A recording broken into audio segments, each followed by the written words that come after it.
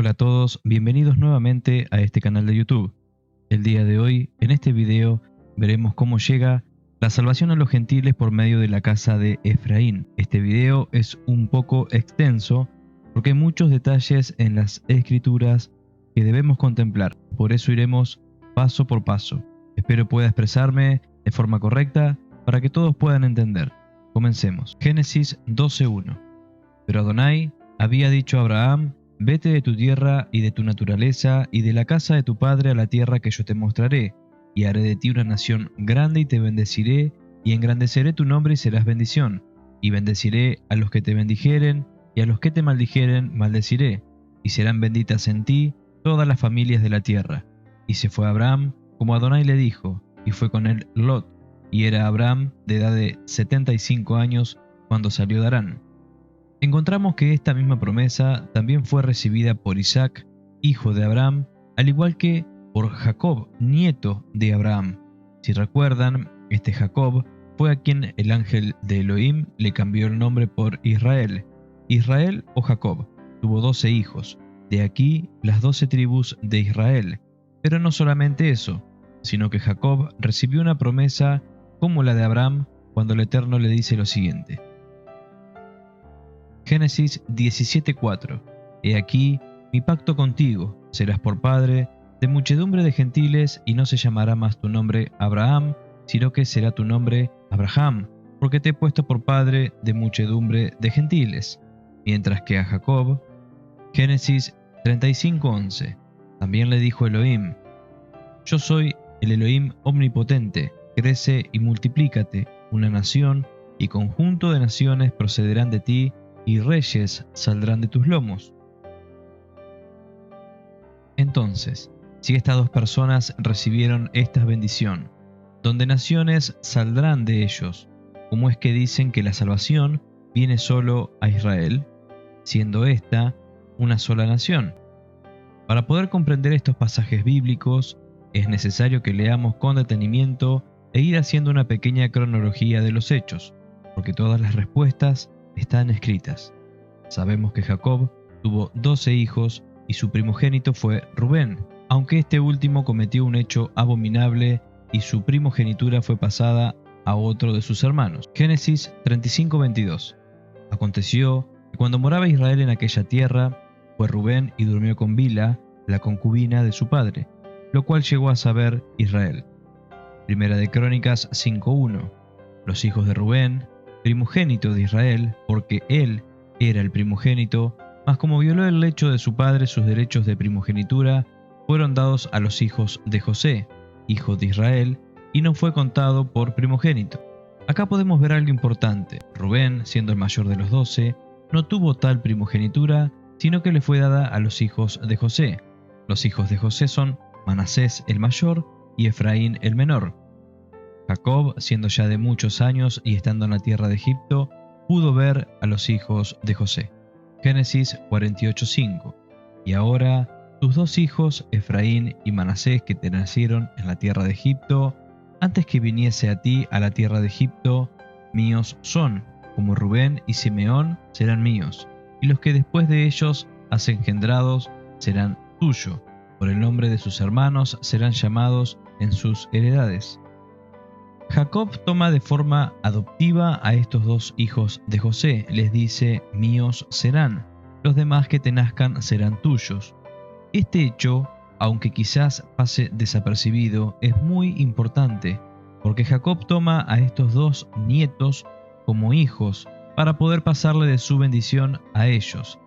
Recordemos que cuando hablamos de este tipo de bendiciones, se hacían una sola vez, y una vez efectuadas ya no se podían retraer, porque esto es lo que le da la legalidad de primogenitura, para poder recibir su herencia. Imagínense el poder de las palabras cuando se trata del legado de los hombres de Elohim. Luego Jacob, después de bendecir a sus hijos, comenzando con Rubén, quien era el mayor, bendice antes de morir a Efraín y a Manasés. Génesis 48:14. Entonces Israel extendió su mano derecha y la puso sobre la cabeza de Efraín, que era el menor, y su mano izquierda sobre la cabeza de Manasés, colocando así sus manos adrede, aunque Manasés era el primogénito. Seguimos en el mismo capítulo un poco más adelante, donde José le advierte a su padre que estaba poniendo mal sus manos, es decir, estaba por darle la primogenitura al menor, siendo que le correspondía a Manasés, que era el mayor.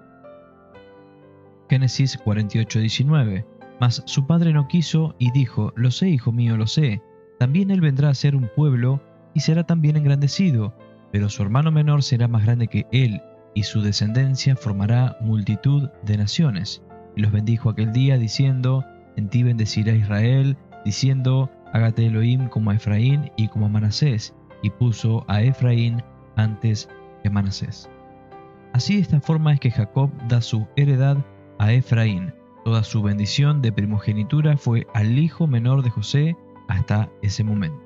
Las mejores bendiciones de Jacob a sus hijos fueron para Judá y para José, y lo vemos de la siguiente manera.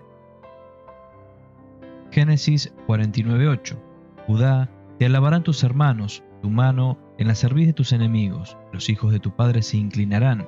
Cachorro de león, Judá, de la presa subiste, hijo mío. Se encorvó, se echó como león, así como león viejo. ¿Quién lo despertará?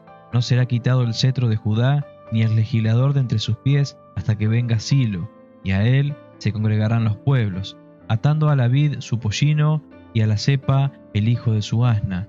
Lavó en el vino su vestido, y en la sangre de uvas su manto, sus ojos rojos de vino, y sus dientes blancos de la leche. Génesis 49:22. Rama fructífera es José, rama fructífera junto a una fuente, cuyos vástagos se extienden sobre el muro.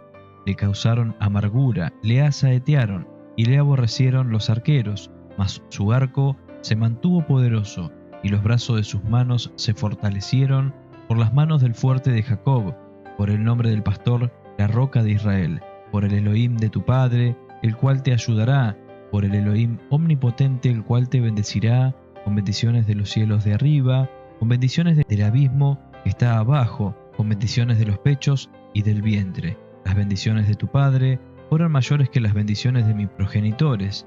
Hasta el término de los collados eternos serán sobre la cabeza de José y sobre la frente del que fue apartado de entre sus hermanos. Recordemos algo en este punto. Jacob, al momento de morir, se encontraba en Egipto con todos sus hijos. Hasta ese momento José era un hombre muy distinguido en todo Egipto, pero al morir José y un nuevo faraón sucedió en la línea de descendencia al que amaba a José y el que le había dado todo su poder. Entonces este nuevo faraón oprimió al pueblo y lo hizo esclavo por muchos años, pero luego de ese tiempo fue por mano de Moisés que Elohim hace grandes milagros y liberta a su pueblo y lo lleva al desierto por 40 años para ir a poseer la tierra de la cual había hablado Adonai a Abraham, la tierra prometida, tierra en la cual fluía leche y miel. De todas las personas que salieron de Egipto al desierto, solo 2 personas pudieron ver y entrar en la tierra prometida, porque el pueblo era rebelde. Números 14:21. Mas tan ciertamente como vivo yo, y mi gloria llena toda la tierra, todos los que vieron mi gloria y mis señales que he hecho en Egipto y en el desierto, y me han tentado ya 10 veces y no han oído mi voz, no verán la tierra de la cual juré a sus padres. No, ninguno de los que me han irritado la verá, salvo Caleb y Josué, por cuanto en ellos hubo otro espíritu. Cuando Moisés manda espiar la tierra prometida, envía 12 príncipes, uno por cada tribu. 10 de ellos vuelven asustados por lo que habían visto y consternaron al pueblo con sus palabras, porque era un pueblo numeroso el que vieron y con hombres de gran tamaño. Además, había gigantes de los hijos de Anac. Pero Josué y Caleb decían: más podremos nosotros que ellos. Los 10 primeros murieron de plaga delante de Adonai. También sabemos que el Eterno sabe todas las cosas y que preparó de antemano todo lo que habría de suceder. Él tiene todo planeado desde antes de la creación del mundo, porque no fue casualidad que esto sucediera así, pues Josué era de la casa de Efraín y Caleb de la tribu de Judá. Deuteronomio 31:16. Y Adonai dijo a Moisés: He aquí, tú vas a dormir con tus padres, y este pueblo se levantará y fornicará tras los dioses ajenos de la tierra a donde va, para estar en medio de ella, y me dejará e invalidará mi pacto que he concertado con él. Sabiendo ahora Moisés lo que iba a hacer el pueblo después de su muerte, les dice lo siguiente. Deuteronomio 31:27. Porque yo conozco tu rebelión y tu dura cerviz. He aquí que aún viviendo yo con vosotros hoy, sois rebeldes a Adonai, cuanto más después que yo haya muerto. Este es un claro ejemplo de lo necesario que son las cosas buenas y malas a lo largo de la historia. Todo tiene un propósito y un sentido, todo está destinado para algo. Elohim, sabiendo lo que el pueblo iba a hacer en los días por venir, igual cumple su promesa de darles la tierra que había jurado que les daría. Deuteronomio 31:20. Porque yo les introduciré en la tierra que juré a sus padres, la cual fluye leche y miel, y comerán, y se saciarán, y engordarán, y se volverán a dioses ajenos, y les servirán, y me enojarán, e invalidarán mi pacto. Y así fue, después de que Moisés muere, sin poder entrar en la tierra prometida, aunque sí pudo verla, Josué fue quien queda a cargo de todo el pueblo, y en todos los días de Josué, al frente del pueblo, ellos hicieron lo recto delante de Elohim. Pero cuando éste muere, ellos dejaron a Elohim e hicieron todo lo malo delante de su presencia. Luego de esto, Adonai comienza a levantar jueces para hacer que el pueblo deje sus malos caminos y se vuelvan a él, pero ellos quisieron ser como las demás naciones de la tierra. Israel había pecado nuevamente, pidiendo tener un rey y dejando de lado los jueces quienes apacentaban al pueblo, y siendo así como las demás naciones de la tierra. Entonces, en el tiempo del profeta Samuel, Adonai levanta un rey, llamado Saúl, quien luego de no hacer la voluntad de Elohim, pierde su reinado con su yerno, el rey David, quien reinó 7 años y 6 meses en Judá. Él era descendiente de la tribu de Judá, hasta que la tribu del norte, o sea, las 10 tribus que estaban allí, vinieron ante él y le constituyeron por rey sobre todo Israel, y reinó 40 años en total. Desde esos tiempos, Israel ya se encontraba dividida, la casa del norte, también conocida como la casa de Efraín o la casa de Israel, y la tribu del sur, conocida como la casa de Judá, aunque en los días de David, Israel estaba más unida. Luego de que su corona pase a su hijo Salomón, por su pecado de idolatría, Adonai castiga su rebeldía. Primera de Reyes 11:11. Y dijo Adonai a Salomón: por cuanto ha habido esto en ti, y no has guardado mi pacto y mis estatutos que yo te mandé, romperé de ti el reino y lo entregaré a tu siervo. Sin embargo, no lo haré en tus días por amor a David tu padre, lo romperé de la mano de tu hijo, pero no romperé todo el reino, sino que daré una tribu a tu hijo por amor a David mi siervo, y por amor a Jerusalén, la cual yo he elegido. Por medio de estas palabras, Elohim levanta a un hombre de su pueblo como enemigo de Salomón para que se cumpla la palabra que acabamos de leer. Primera de Reyes 11:26. También Jeroboam, hijo de Nabat, efrateo de Sereda, siervo de Salomón, cuya madre se llamaba Serúa, la cual era viuda, alzó su mano contra el rey. La causa por la cual éste alzó su mano contra el rey fue esta: Salomón, edificando a Milo, cerró el portillo de la ciudad de David su padre, y este varón, Jeroboam, era valiente y esforzado, y viendo Salomón al joven, que era hombre activo, le encomendó todo el cargo de la casa de José. Una tarea muy difícil tenía Jeroboam porque los trabajadores estaban un mes en el Líbano y descansaban 2 meses en su casa, pero su yugo era muy pesado. Si bien en estos trabajos había gentes de naciones extranjeras, las cuales los israelitas habían conquistado, eran esclavos. También había israelitas propios en esas obras, era lo que comúnmente se denominaba la leva. Primera de Reyes 11:29.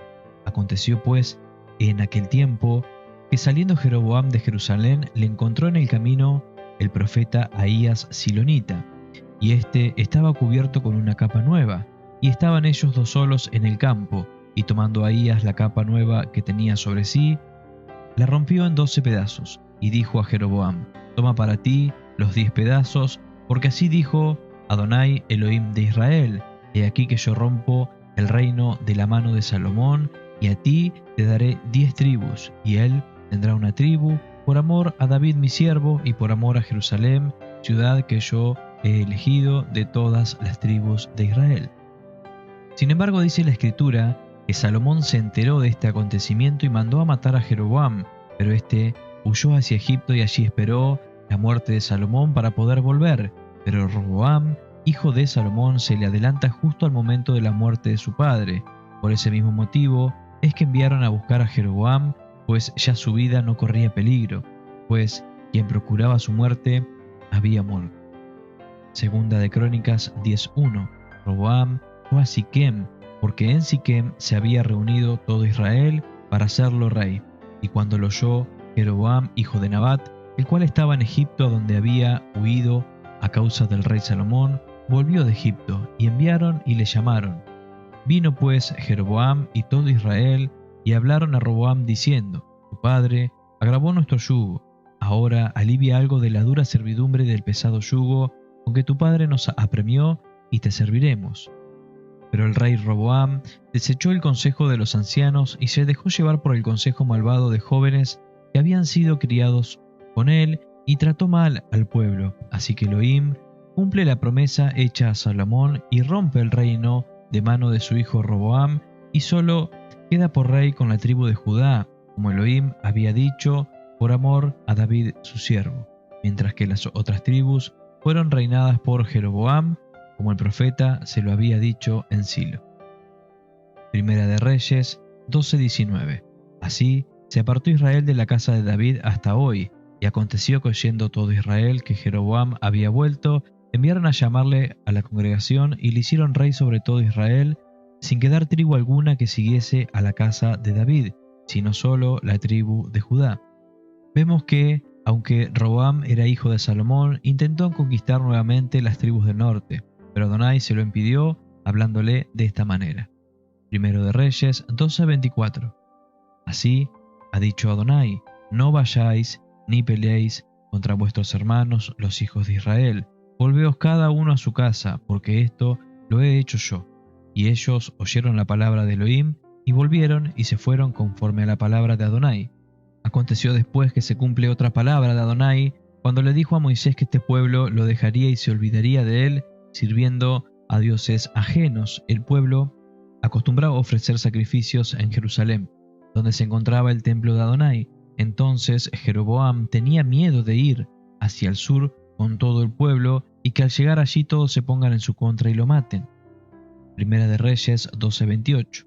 Habiendo tenido consejo, hizo el rey 2 becerros de oro y dijo al pueblo: bastante habéis subido a Jerusalén, he aquí tus dioses, oh Israel, los cuales te hicieron subir de la tierra de Egipto, y puso uno en Betel y el otro en Dan.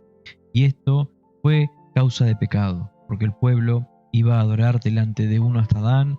Hizo también casas sobre los lugares altos, e hizo sacerdotes de entre el pueblo que no eran de los hijos de Leví.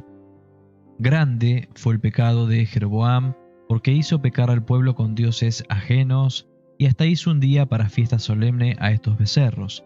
Y así es como comienza a caer la maldición de Elohim al pueblo de Israel, aunque intentó hacerlos volver por medio de los profetas. La mayoría de los reyes de la casa del sur, o sea de Judá, hicieron lo malo delante de Adonai. La casa de Judá, también nombrada como Jerusalén, porque esta era su capital, se constituía por la tribu de Benjamín y algunos pocos sacerdotes levitas. La casa del norte, donde se encontraban las 10 tribus, llamada la casa del norte, la casa de Efraín, también conocida como Samaria, hizo lo malo delante de los ojos del Eterno. Y es importante reconocer estos nombres bíblicos, porque las profecías muy pero muy rara vez se hacían para la casa de Israel en general, abarcando las 12 tribus. Casi siempre Elohim les hablaba a las casas de Israel por separado. Oseas 8:3. Israel desechó el bien, enemigo lo perseguirá. Ellos establecieron reyes, pero no escogidos por mí. Constituyeron príncipes, mas yo no lo supe. De su plata y de su oro hicieron ídolos para sí, para ser ellos mismos destruidos. Oseas 8:8. Devorado será Israel, pronto será entre las naciones como vasija que no se estima. Oseas 8:14. Olvidó pues Israel a su hacedor y edificó templos, y Judá multiplicó ciudades fortificadas, mas yo meteré fuego en sus ciudades, el cual consumirá sus palacios. El pecado de la casa de Efraín fue tan grande que Elohim los dispersó entre las naciones, como se lo había advertido tiempo antes, poniendo el cielo y la tierra como testigos de que si hacían lo malo ante sus ojos, esto le pasaría. Luego, siempre misericordioso nuestro Rey, manda nuevamente un profeta.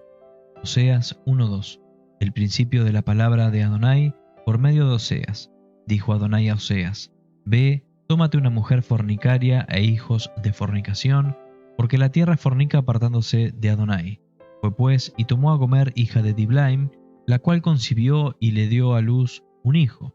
Y le dijo a Adonai: Ponle por nombre Jezreel, porque de aquí a poco yo castigaré a la casa de Jehú por causa de la sangre de Jezreel, y haré cesar el reino de la casa de Israel.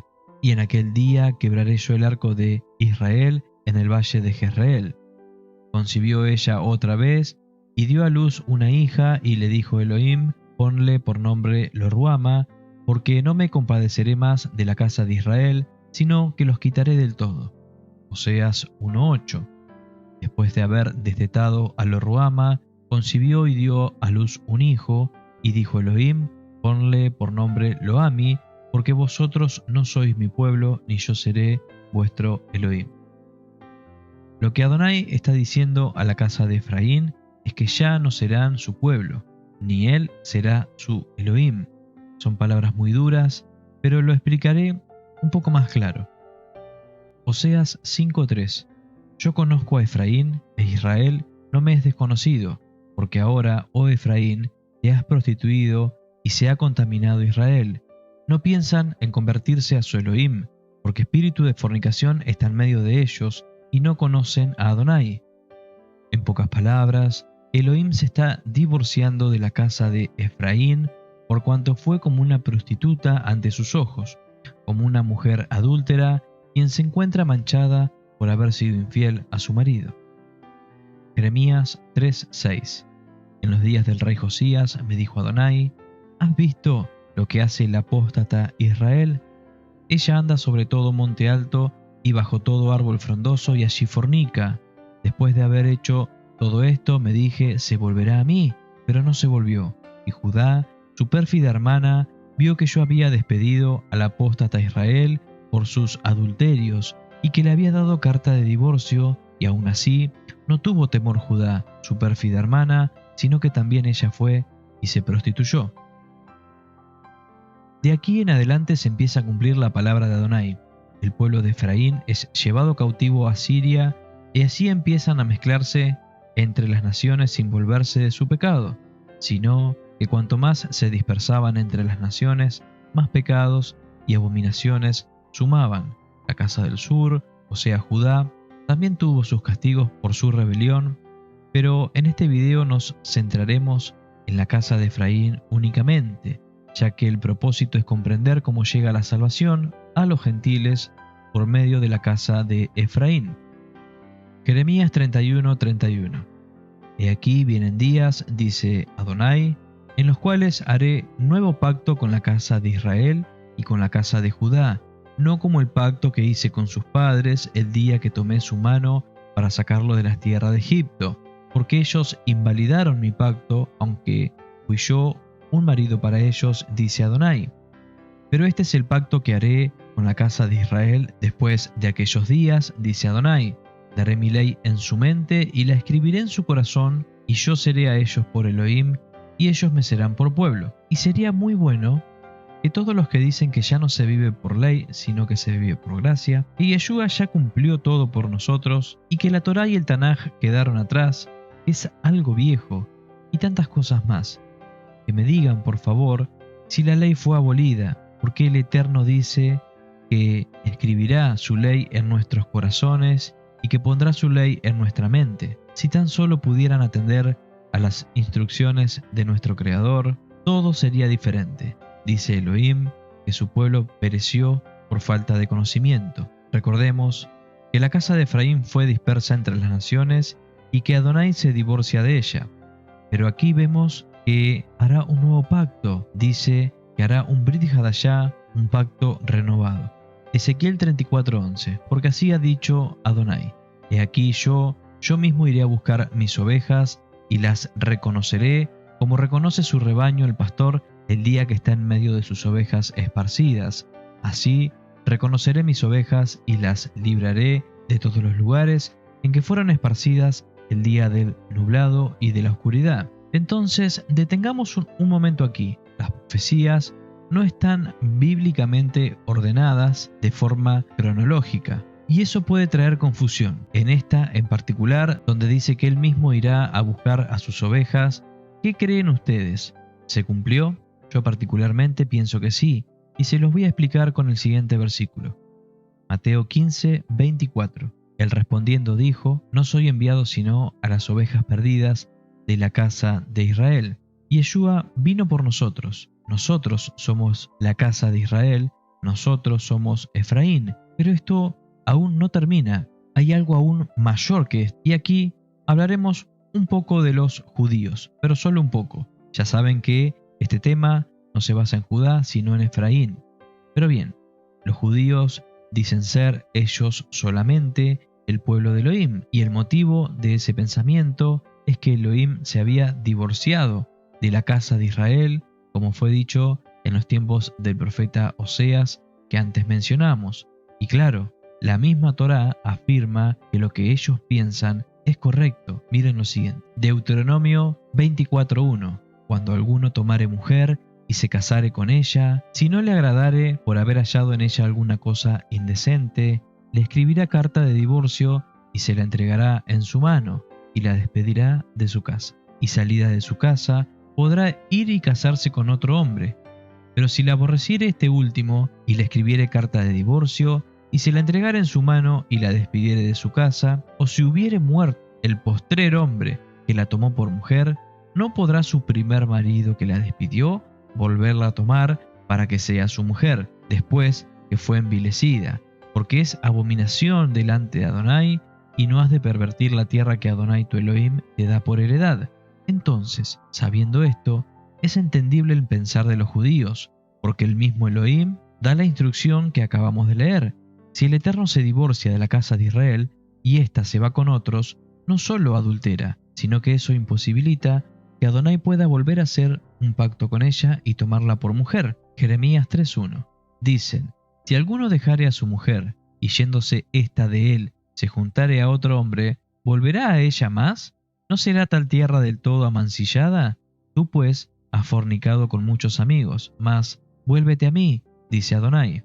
¿Cómo es posible que haya redención para Efraín? Elohim no puede volver a tomar a la casa de Efraín como esposa si él mismo ya le dio el divorcio. Pero aquí es necesario conocer las Escrituras, y con ayuda del Ruach HaKodesh de Adonai podremos entender este misterio. Anteriormente, vimos que por medio del profeta Jeremías fue dicho en profecía que Elohim haría un Brit Hadashah, un pacto renovado con la casa de Efraín y la casa de Judá. Pero ¿cómo se lleva a cabo esto? Romanos 7:1. ¿Acaso ignoráis, hermanos? Pues hablo con los que conocen la Torá, la ley, que la ley se enseñorea del hombre entre tanto que éste vive. Porque la mujer casada está sujeta por la ley al marido mientras éste vive.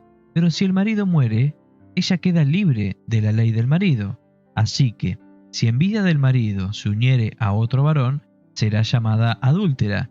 Pero si su marido muriere, es libre de esa ley, de tal manera que si se uniere a otro marido, no será adúltera. Y aquí tenemos el texto que revela todo el misterio del que venimos hablando en este video.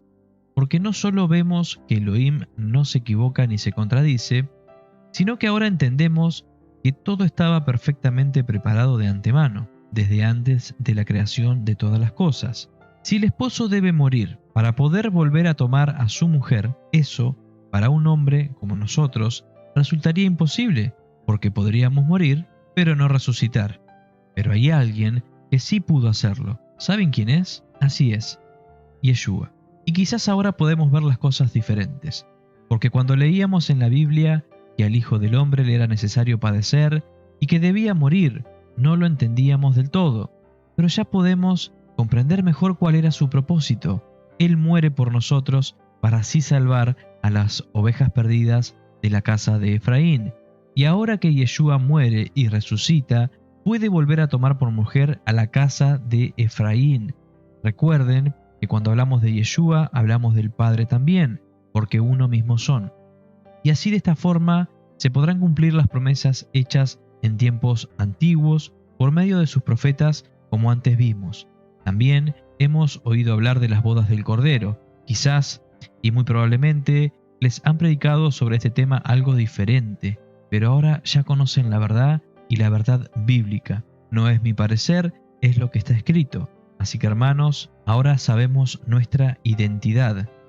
Conocemos el propósito de nuestro Elohim para con nosotros, que nos ha demostrado su amor, humillándose en forma de hombre por medio de Yeshua, para redimirnos con su sangre y así poder hacer un Brit Hadashah con la casa de Efraín.